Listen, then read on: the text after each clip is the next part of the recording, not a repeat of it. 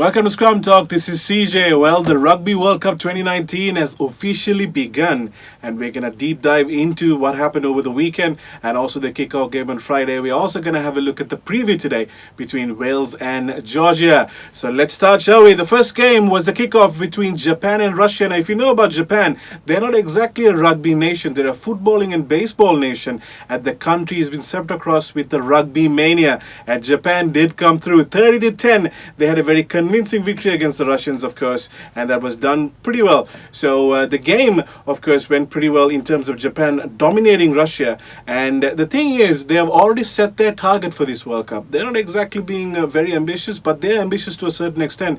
They want to make it to the quarterfinals. Japan is actually pretty new to the sport, but they have done pretty good in terms of their first game. 30-10 for Japan. So well done for the host. Now, the explosive game, the drama finally came through when it comes to France and Argentina. Two really good games, of course. Two really nations, rather, who really came head to head. And what a close game it was. 23-21. So, well, in the first half, France did pretty well. They were dominating it. Both sides had a very shaky start for the first 10 minutes, but then the rhythm came through. But France actually did pretty well in terms of the first half.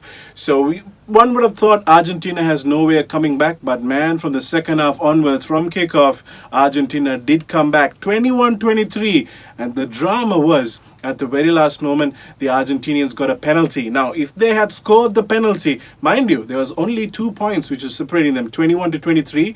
If they had scored that penalty, it would have been 24-23. This was right at the 79th minute, the last minute, but they missed it, and then France eventually came through, of course. There was a bit of a brawl between the Argentinians and France. The tensions, the nerves got the better of them, but it was quickly, of course, dismantled. But France finally get their first win. As always, Los Pumas, a very good team when it comes to potential, but they failed that penalty. That should have completely changed the game for them. Then the cracker of a game that everyone was expecting, Saturday afternoon kickoff, the All Blacks versus the Springboks. Huge rivalry among these people. But you know what? These two, rugby is a sport with a lot of decency. They always conduct themselves professionally, and the two teams you expect that they will have a fight, well, they didn't have a fight, but they did play very well. New Zealand, of course, they stand firm against South Africa in a heavyweight thriller. Score was 23-13, so New Zealand do announce themselves. Their first game they beat very convincingly against a team that's considered the second favorite to win the World Cup. As always, All Blacks are the bookies' favorite,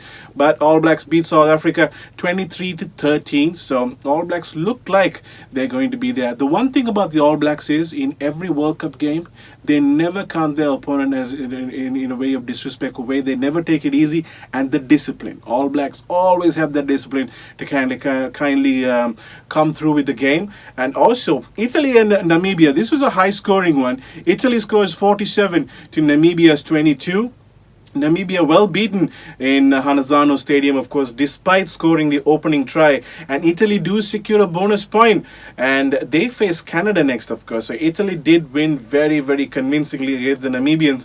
You have to understand, Namibia is pretty new to the sport, and they have lost all their games in the friendlies and warm-ups, of course. So this was quite convincing for the Italians. Then another game, of course, kind of a wipeout. Ireland versus Scotland, of course, regional rivals. Ireland beat Scotland 27-3. I saw the game, and Scotland did not have an answer, neither for Ireland's defense or Ireland's attack, of course. They just couldn't penetrate that back row, of course, of Ireland, and Ireland do come through, and Joe Smith's side completely dominated. They are another one of those favorites, of course, the third favorite coming into the Rugby World Cup. James Ryan, Rory Best and Tading Furlong all score for Ireland, so you can see the team did pretty well. 27-3 is a very convincing win. Then comes the Wallabies going up against Fiji, of course. Now here's the drama. Already second day in, we get some drama when it comes to a referee decision.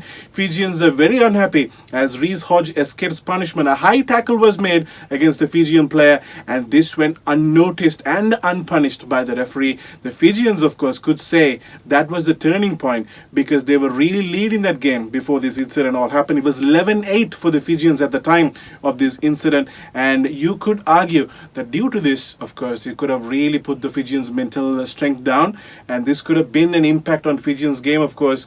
But Wallabies overturned a 21-12 deficit to win Pool D clash against Fiji. A win's a win. But there's going to be some talk about the refereeing decisions, of course, and some criticism coming from the Fijian camp in terms of what happened. And the final game for the weekend, of course, between England and Tonga. Another convincing victory for the Three Roses. England 35-3 against Tonga, of course. A very convincing victory. They are the 2003 World Cup champions, of course. Not kept up there in terms of rankings when it comes to, compared to rather, to All Blacks in the Springboks, but England are regional rivals to Ireland and Scotland, so they could do something. I predict they might come all the way to the semi-finals. Some English supporters say this is the year that England wins the World Cup again, but you know what, All Blacks do have something to say about it. Coming back to this game, of course, not much to tell in terms of Tonga's performance, because 35-3 England did have a very dominant display, but the highlight of the game was Manu's comeback into the Tonga ranks. Of course, Manu, as many of you know, was having testicular cancer. He beat cancer and he made a comeback, of course. And at the end of the game, you can see he was mentally and physically drained during the game. But he did come back and say that when he started the game on kickoff, he had tears at that very moment. And it's you can understand, it's a very emotional thing for you to come back into a game after going through something like that. So it's nice to see him that he's coming back into the game, but it's not exactly a favorable result for Tonga. But it's good to see Manu back into the Tonga ranks, of course. So that wraps up the weekend games. Today, we got Wales versus Georgia at 3:45 local time. Now, Welsh are the fourth favorites right now. They're always considered a favorite, but they, of course, Ireland, Scotland, Welsh, they always kind of have this very dirty perception of a choker. But Welsh team has been doing really, really well. Now, Georgia, even though they're pretty new to the game, they have actually come through. The last time these two teams met, Georgia lost the game, but they gave a very convincing display that the team is right on track. So we're going to see that happen today. Welsh are not taking the Georgians very easily, of course. The coach has been very respectful in the pre-match press conference. So they're saying, we're going to take this game very, very seriously. And even the Georgian coach says, you know what? We lost the last time we met them, but it was very encouraging for the team. So we're going to capitalize on that. Even though we lost, we're going to really capitalize on it. And we're going to go all out. So that's what's going to be expected. It's going to be a cracker of a game, though. A team that's trying to make a name, that's Georgia, and a Welsh team that really hasn't found its limelight yet when it comes to the world stage. So that's going to be pretty interesting. 3:45 today, Wales versus Georgia. My pick, the Wales are going to come through. That's your Scrum Talk.